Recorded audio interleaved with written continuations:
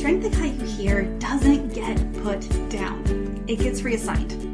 What has to go is the instinct to keep proving it, defending it, performing it in front of the people who already trust you. Welcome back to A Leader's Purpose podcast. My name is Tammy, and this month, these last 3 episodes, and then this one, we've really been talking about the invisible signals that we've been sending. So we started off with just what the signal is itself, and then we went into the architecture and the pattern underneath it.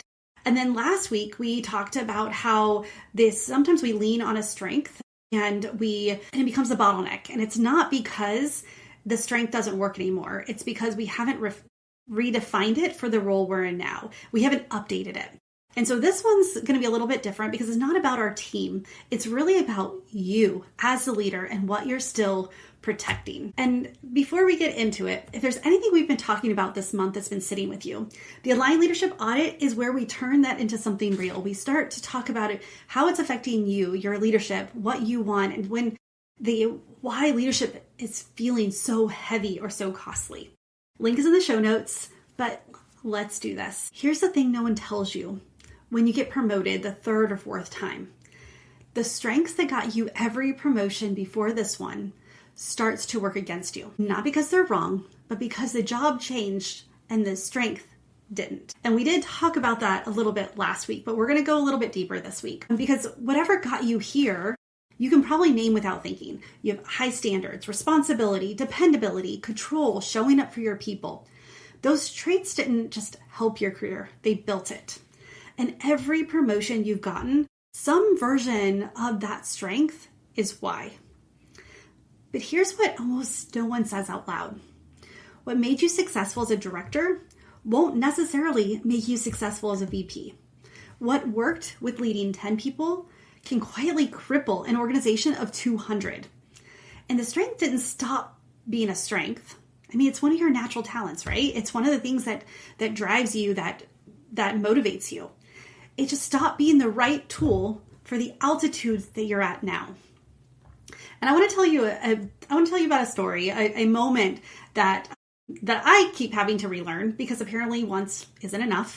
I was leading a team. This was back when I was in the Air Force, and I knew each individual in the team, but we had never worked together before. And for a little context, this was when I worked in, it was in 2004. And so we were still in the Iraqi-Afghanistan war. And everything that we did, all of our comm projects were ones for the desert. It was for either the Air Force or the Army. And so we would build them, and then we would ship them over, set them up, deploy them, and get them into use. So we knew the mission. We knew the regulations.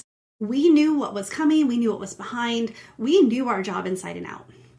So we had a comm package that we've been asked to put together. And we knew the moment we handed it over, it would have already been obsolete. The customer didn't know it, but we did. But what they were asking for and what they actually needed were not the same thing.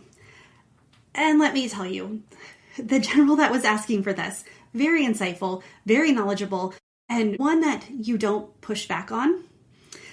And I was deep in my people-pleasing era. And the easy path was right there.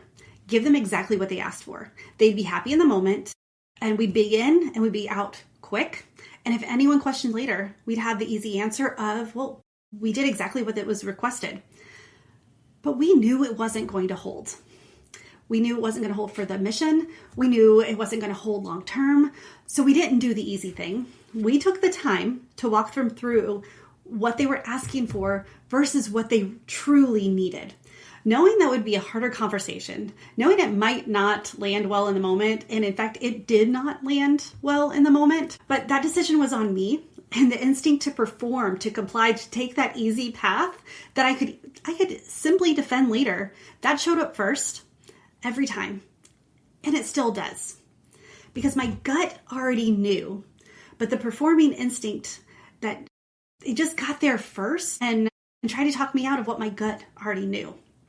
And this is part of the leadership maturity that nobody teaches in a training room. And I have a name for this. I call them the 6 protections: certainty, reputation, harmony, control, freedom, and excellence. So here's the thing about naming them. You don't need to catch all 6 of these. And even just saying them, I know many of my clients, like as soon as I say one, they're like, oh yeah, but you don't need to catch all of them. You need to catch the one that's running you right now. And if you find yourself in multiple buckets, you got to find the foundational one driving the rest. And this is something that my clients and we discover right away when we work together, because it does inform all of our invisible signals, whether we know it or not. And it's not about learning a new system. It's about asking yourself one question honestly. What am I still trying to protect? Leadership maturity isn't proving you can still do the thing that got you here. It's knowing when to stop proving and start redeploying it.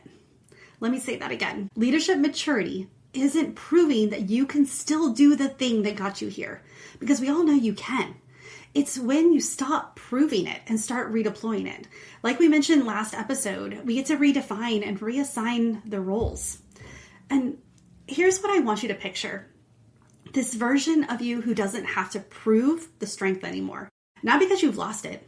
It's a natural strength. It's a talent within you. But because you trust it enough that you don't have to keep demonstrating it. That gut instinct that already knows that harder right answer before the easier wrong one. It's still in there. It was there in the room with that brand new team and that obsolete comm package. And it's still there now. The only thing standing between you and trusting it faster is whatever you're still protecting. And that's what this whole month has been building towards. The signal that you send, the architecture underneath it. And now the thing underneath that, the protection. All 3 of these live in the same place. That is something that you couldn't see until you understood it, until you pulled back the veil. But once you see it, you can't unsee it. Once you see it, now you have the power to make a different decision. And so here's your signal check for this month, for this week. It's, what am I still trying to prove a strength that I could be redeploying instead? Where am I still trying to prove a strength that I could be redeploying instead? And the strength that got you here isn't the problem. It never was.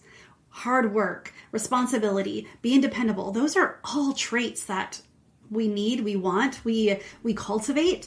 The question is whether you're still using it to prove something, or whether you're finally able to trust it enough to redeploy it instead of performing it every time. And if this whole month has been naming something for you, this is where we take it further. The Line Leadership Audit, 45 minutes, and clear diagnosis of what's actually running your leadership right now. The link is in the show notes, and I'll see you next week. Bye for now.